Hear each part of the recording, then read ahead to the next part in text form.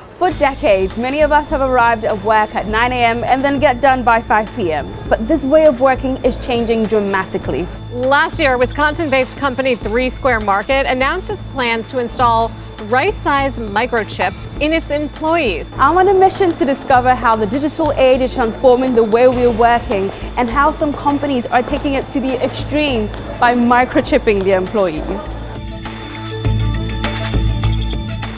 In the old days, the coal mines broke the bodies of workers, but today the gig economy is breaking our minds. From the early factory jobs of the Industrial Revolution to the office-based jobs of today, workers have long been bound to an employer and a physical space, often for the entirety of their careers. But the nature of work is changing, and so is the workforce. Today's workers are more independent, entrepreneurial, tend to job hop, and want to work anywhere and anytime. Have you ever worked a 9-to-5 job? No, never. Our coworkers, they can come anywhere, anytime they want. We don't really care as long as they get the job done. So experts are saying that this change is due to 2 main trends: the digitalization of both work and workers. So what does the digitalization of work mean? To find out more, I met up with Jeremy West at the OECD Forum in Paris. He researches the economic and social effect of internet openness. The digital platform economy is something that makes it easier for users who want to interact with each other to do that. So what it means is that there are a lot of new ways of work that we haven't seen before, new forms of work. Being an Uber driver, for example, or being a freelancer who uses an online platform to find a gig, a task that needs doing. Estimating the size of the global platform economy is difficult. But one piece of research compiled 242 of these digital platforms and found they're worth a combined $7.2 trillion. And the top 7, the so-called super platforms, are worth $4.9 trillion, or 69% of the total worth of the platform economy. Because many jobs are migrating to these digital platforms, anyone with an internet connection and the right skill set can receive and take on job requests from around the globe. Those working here at the world's largest startup campus are just a typical example of how global this new world of work is. Many of the 1,000+ startups here in Paris are working with others across the world. In 2017, 24% of online freelance workers hailed from India. Bangladesh made up 16%, while 12% of these workers were from the US. And many industries are taking advantage of these online freelancers, from software development and sales support to writing and translation. But if workers are far apart from each other, then how are companies monitoring productivity? In a typical 9-to-5 office job, it's pretty easy for your boss to make sure you're working. But if you're working remotely, companies have to either trust that you're doing the task they're paying you for, or monitor you in a different way. That brings me to the second major change happening in the world of work, the digitalization of workers. So this means that they are being monitored digitally in order for companies to track their moods, their output, and their movement. Take Uber, for example. The ride-hailing company has been known to closely monitor drivers' working time, braking, and accelerating speeds and more to detect unsafe driving patterns. Surveillance can be a good thing. It's a bit like a knife. It can be used for good or it can be used for bad.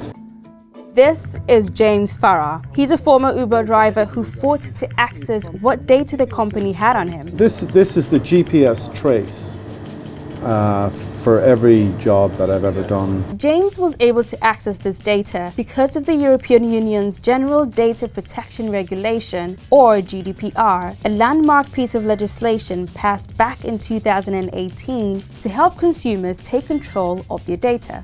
That same year, James founded a non-profit organization called Worker Info Exchange to help other workers on digital platforms access the data collected about them. What I've been doing through Worker Info Exchange is helping drivers access that data and then to be able to turn the tables and say, okay, now we understand how some people are getting work and how others are not, how some people are being paid properly and other people are not being paid properly. In a statement emailed to CNBC, Uber said that while its privacy team tries to provide data when requested, it is unable to do so under certain circumstances subject to GDPR. Tracking contractors through their smartphones could just be the beginning. The experts I spoke to say microchipping could be next. I am freaked out by this, but I'm more curious than anything else. So let's go speak to the brains behind this new technology. Hiya. Hey, Nice to meet you. Come on in. Thank you. BioTeq is a UK-based tech company that develops microchips as small as a pill, which can easily be inserted into our bodies to store data. Stephen Northam is the company's founder. He's showing me an X-ray image of the microchip inside his very own hand. So we imagine 10, 15 years sort of time, this could be very commonplace. Could you have one chip replace keys, money, passport, and then you just leave the house just with your hand? Once the 8 kilobyte chip is in your hand, it emits low-frequency signals read by a scanner that identifies the unique ID in the microchip. Stephen uses his microchip in the office, at home, and even to start his car, but he's not using it to monitor his employees. But microchipping employees is gaining traction. Take US company 3 Square Market as an example. As of last year, 92 of its 196 employees have been microchipped.